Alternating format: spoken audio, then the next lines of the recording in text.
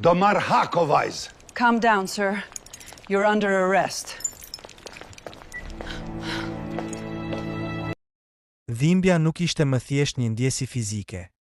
Ishte shndërruar në një puls që rrihte në të gjithë trupin e saj, duke i mjegulluar shikimin.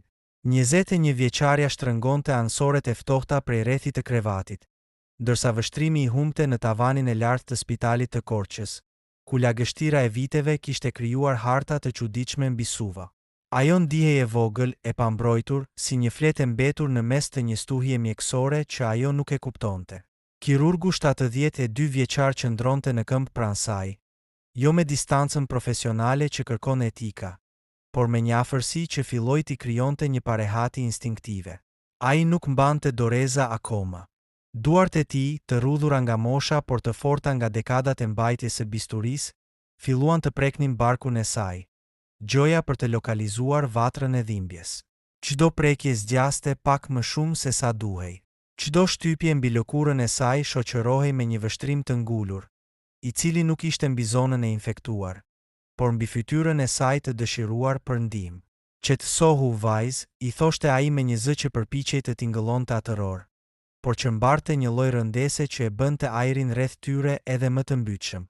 Infermierët lëviznin si hije në sfond, duke përgatitur karrocën e barnave. Zhurma e shisheve të qelqit që përplaseshin me njëra tjetrën ishte i vetmi tingull që thyente atë bisedë të tensionuar. Vajza përpiqej të binte veten se ishte thjesht paranoja e saj, se frika nga operacioni po ja luante mendjen, por trupi i saj reagonte me të dridhura që nuk vinin vetëm nga temperatura. Ndërsa e përgatitnin për ta futur në sallë, kirurgu u largua për një moment për t'u pastruar, por e la derën e dhomës gjysmë të hapur. Ajo mund ta shihte siluetën e tij në dritën e zbehtë të korridorit, një figurë e vjetër që kishte kaluar vite duke parë njerëz në pikat e tyre më të dobta. Ajo nuk e dinte që ky njeri, 10 vite më parë, kishte shkelur ligjin përpara dhe tani, në muzgun e karrierës së tij, po përgatitej të shkelte diçka shumë më të shenjtë. Integritetin e një qenieje njerëzore. Çdo sekondë e asaj pritjeje ishte si një pikë uji që bie mbi një plagë të hapur. Vajza filloi të ndjente se si kontrolli mbi situatën po I ikte nga duart.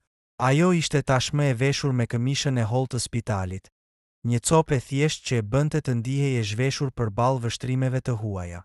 Kur kirurgu u rikthye, këtë herë I veshur me uniformën e gjelbër të sallës, ai I buzëqeshi. Nuk ishte një buzëqeshje inkurajuese. Ishte një buzëqeshje që mbante në vete sigurinë e dikujt që e di se viktima e tij nuk ka ku të shkojë.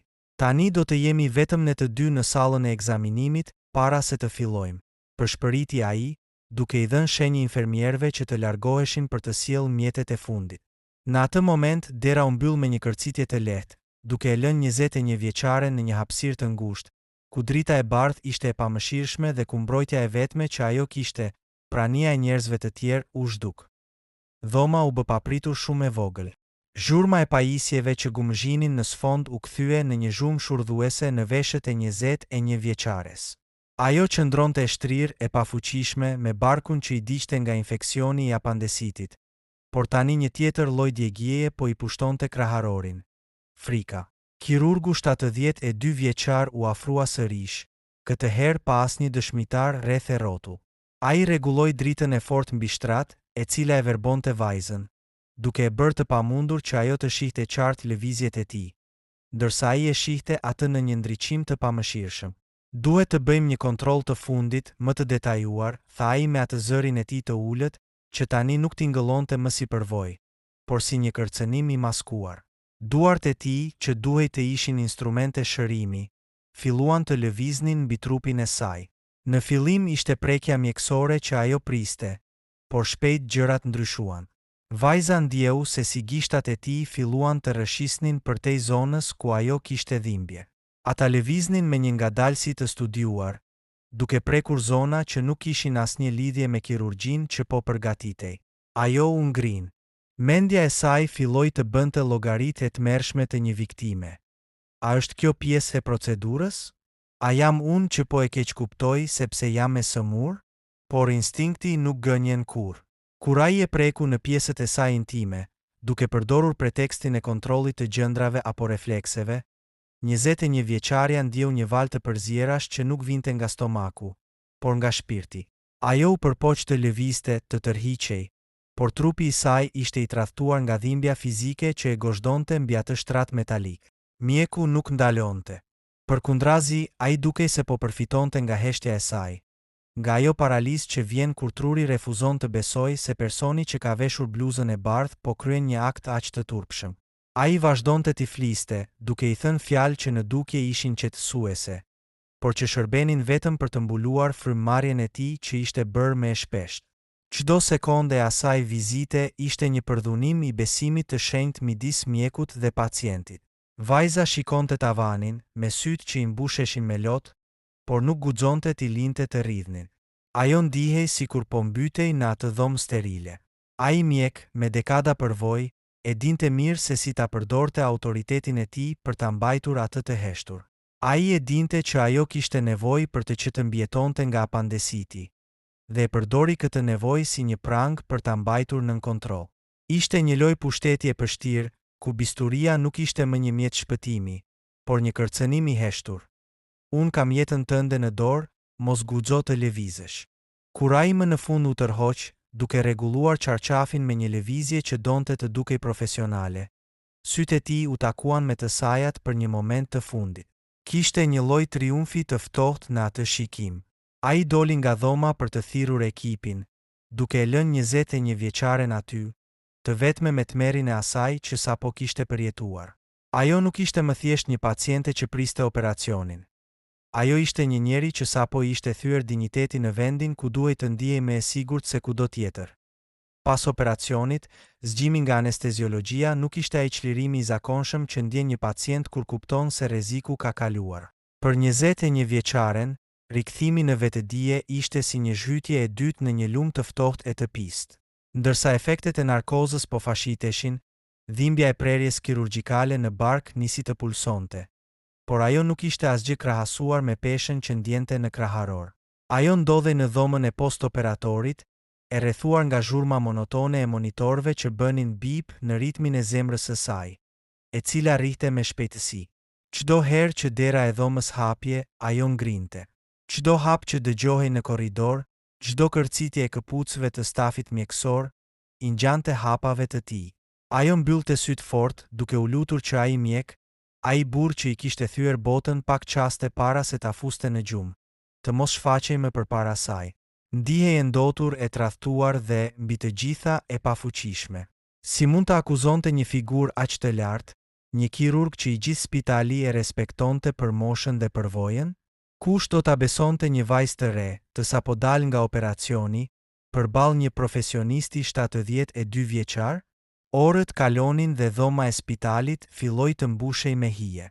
Familjarët e saj qëndronin jashtë, të shqetësuar për shëndetin e saj fizik, pa e ditur se plaga më e madhe nuk ishte ajo që ishte qepur me penjë kirurgjikal.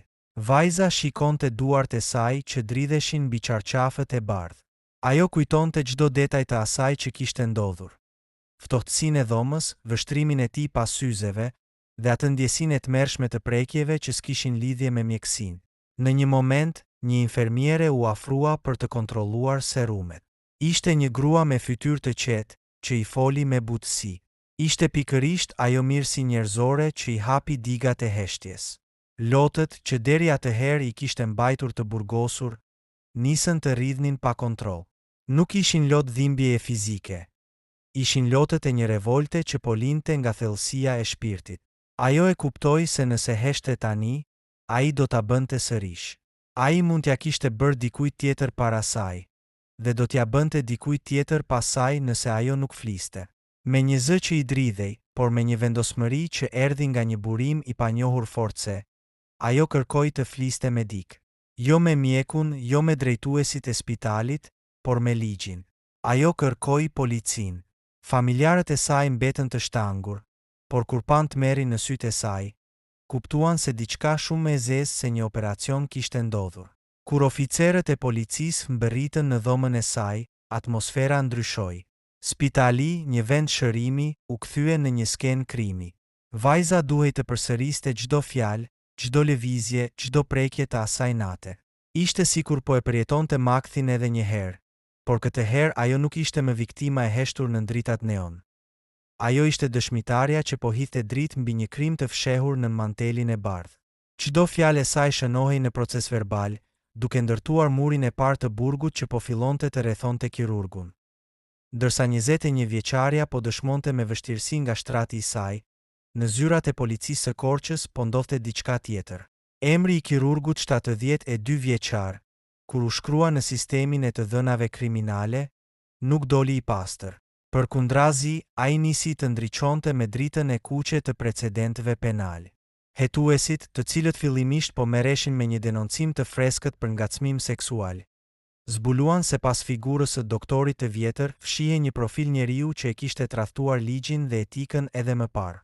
Në vitin 2014, ky mjek nuk kishte qenë në sallën e operacionit, por në bankën e të akuzuarve. Ai ishte dënuar nga gjykata e Korçës me 5 vite burg për korrupsion pasiv. Ai kishte shitur detyrën e tij përpara, duke tregtuar shëndetin e njerëzve për përfitime personale. Akoma më tronditës ishte fakti se, pavarësisht se ishte hequr e drejta e ushtrimit të profesionit, kjo mas kishte zgjatur vetëm 6 muaj. Ai ishte rikthyer në spital, kishte veshur sërish bluzën e bardhë dhe kishte marrë në dorë bisturinë, sikur asgjë të mos kishte ndodhur.